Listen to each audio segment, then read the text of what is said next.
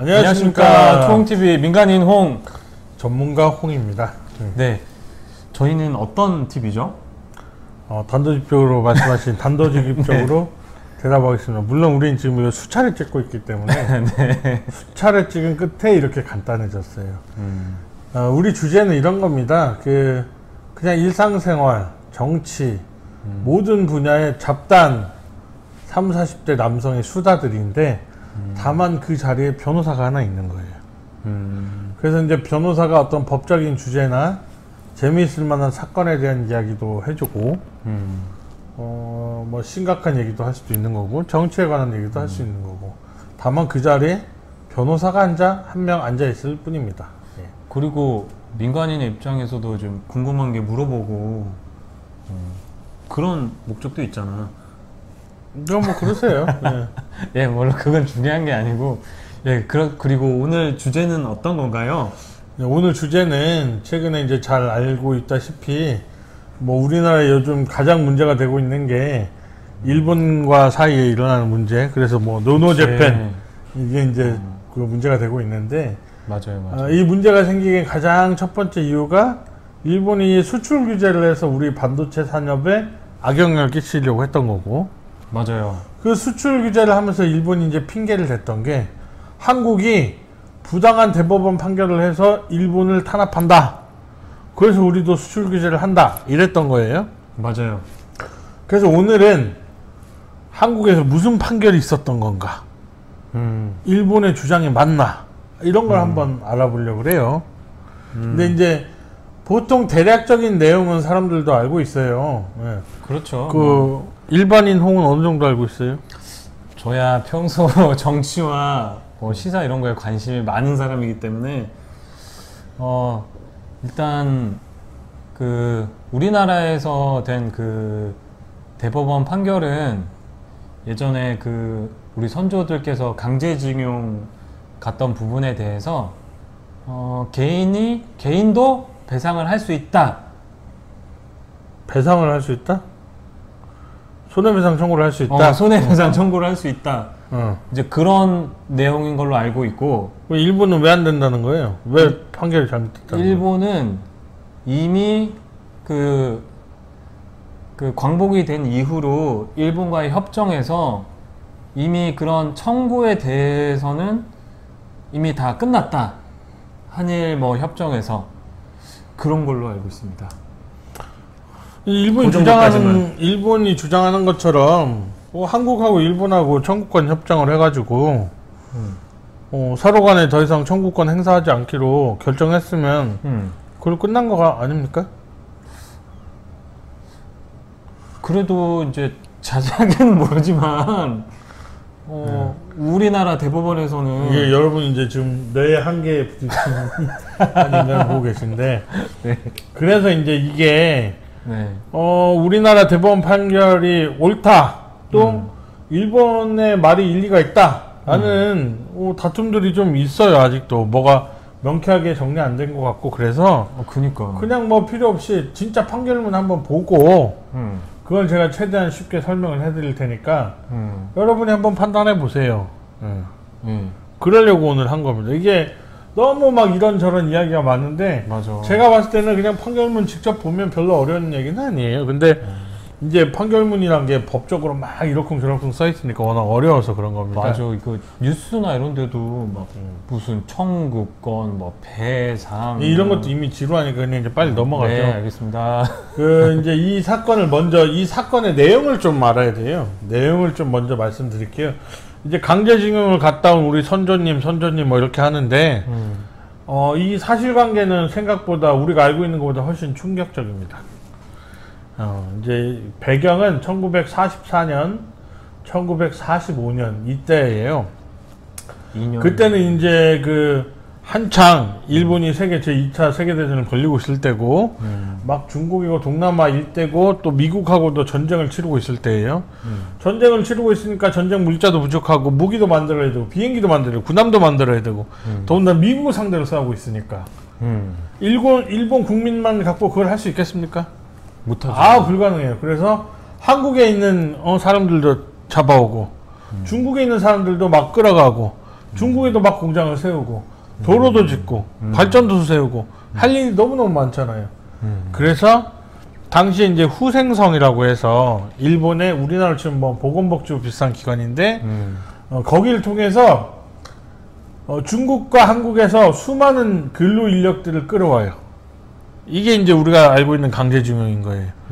할 때 뭐 잘 설명하고 근로계약 제대로 체결하고 좋은 근로 조건에서 임금 제대로 줘가면서 잘 일을 시켰다면 우리가 강제징용이라고 하지도 않겠죠. 네.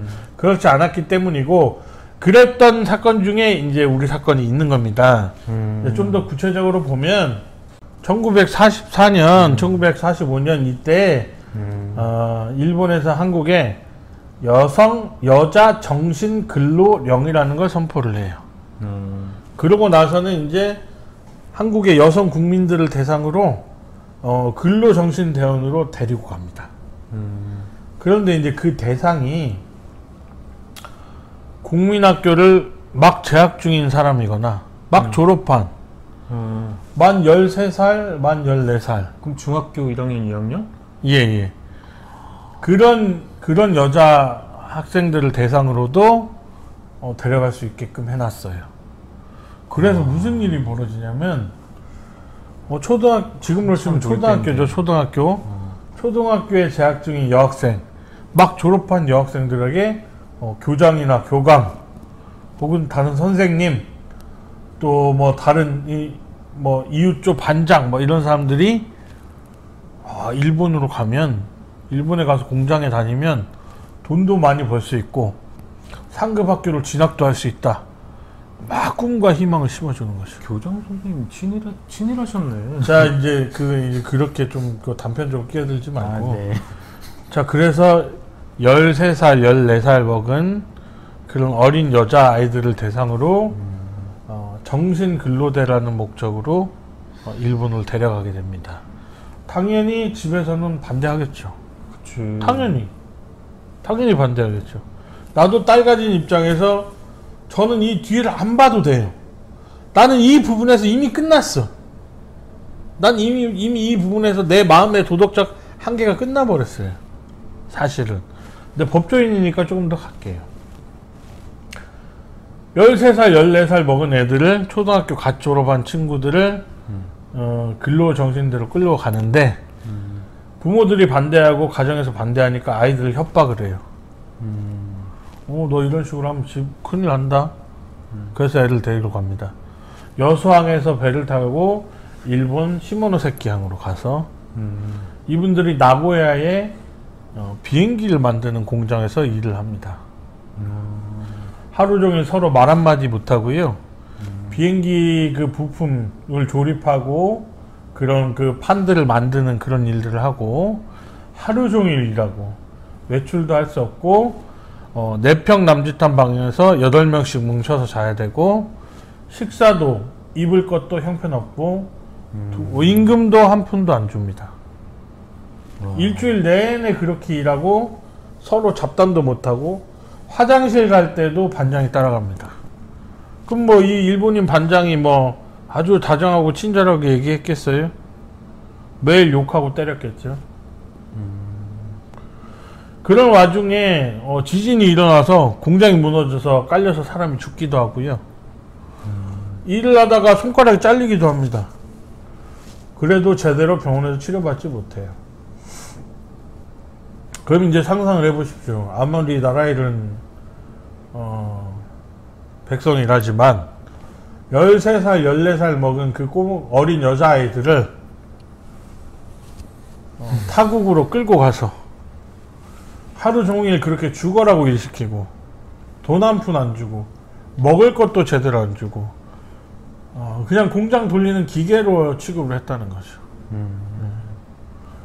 이 사람들의 이분들의 고달픈 인생이 여기서 끝나는 게 아닙니다. 1945년 8월 15일에 이제 일본이 패망하게 되면서 광복이 됐잖아요. 네. 그러고 이제 10월 달에 한국으로 돌아오게 되는데, 한국에 돌아와서는, 당시에는 이 사람이 근로정신대로 다녀왔는지, 위안부를 갔다가 돌아온 건지 알 수가 없어요. 그렇지. 나도 아까 들어보니까 정신이라는 말이 들어가니까. 예, 구분이 안 돼요. 알 수가 없어. 일본 가서 무슨 일인지 어떻게 알아요? 그러니까 조국 내에서 또 한 번의 그 핍박의 역사가 있습니다. 그러니까 당시에는 뭐 이렇게 남존여비 아주 고리타분한 보수적인 사상이 물들어 있던 때라 외국 갔다 이렇게 고생받고 돌아온 이 공동체에 상처받은 일을 껴안지를 못해요. 오히려 더 핍박합니다. 손가락질하고. 가부장적이고. 이분들은 이제 국내에 들어와서 한 번 더 큰 고통을 겪어야 돼요. 내가 이렇게 큰 고통과 아픔을 겪고 옆에서 내 친구들이 죽어나가는 걸 봐가면서 이렇게 수탈을 당하고 왔는데 한국에 와서도 이걸 말 한마디 할 수 없어요. 말하면 불평등한 또 취급을 받으니까. 아니 그냥 사람 취급을 못 받죠. 결혼도 못하고 인생을 살 수가 없어요. 한국에서. 결혼하고도 숨깁니다. 결혼하고 평생을 숨기고요. 결혼하고 남편이 10년 만에 알고 됐는데 남편이 가출해버려요. 판결문에 실제 있는 내용입니다. 남편이 알고 나서부터는 지속적으로 폭행을 해요. 죽을 때까지 말을 못해요. 그런 인생을 살았어요. 한 사람의 인생 전체를 저는 이렇게 봐요.